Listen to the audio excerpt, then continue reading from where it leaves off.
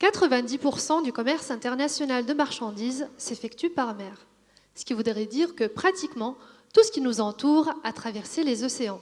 Vos vêtements ont peut-être voyagé plus que vous.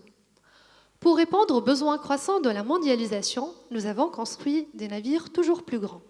Par exemple, pour traverser le canal de Panama, nous avons construit des navires Panama, puis des navires Panamax. Ensuite, des over-Panamax, des post-Panamax. Aujourd'hui, on élargit le canal de Panama pour faire traverser des navires toujours plus grands. Cet état de croissance excessive en taille et en volume s'appelle le gigantisme. Ce gigantisme a permis de réaliser des économies d'échelle en accumulant un grand nombre de marchandises sur les navires. Mais ce n'est pas sans poser quelques problèmes juridiques. En effet, le naufrage d'un porte-conteneurs de 18 000 boîtes pourrait coûter 1,7 milliard de dollars, soit 10% de la prime mondiale de l'assurance de marchandises transportées par mer.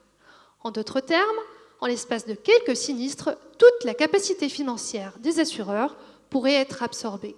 Vous l'aurez compris, ma thèse traite de l'assurance des opérateurs maritimes contre ce nouveau risque de gigantisme. Je me suis demandé comment le droit des assurances va-t-il gérer le cumul des expositions à ce nouveau risque. Question de droit. Mais le droit n'y répond pas. En effet, le droit ne distingue pas selon qu'on soit face à un grand navire ou un petit. Et l'évolution des moyens de transport n'ont pas remis en cause les principes sur lesquels est basé le droit de la responsabilité.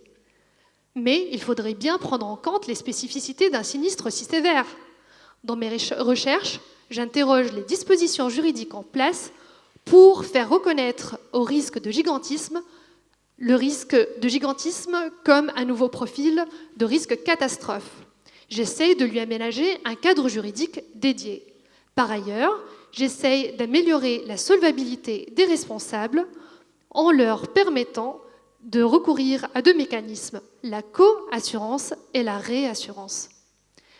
En d'autres termes, si le proverbe dit qu'il ne faut jamais mettre tous ses œufs dans le même panier, alors par le premier mécanisme de coassurance, je vais inciter mon assureur à placer ses œufs dans le panier d'autres assureurs maritimes et je vais l'inciter à mettre son panier dans un grand garde-manger et le mélanger avec d'autres produits, du lait ou du beurre. Voici la recette d'un gigantisme assurable et supportable ou d'une bonne omelette. Il n'y a pas de quoi en faire tout un plat, n'est-ce pas? Merci.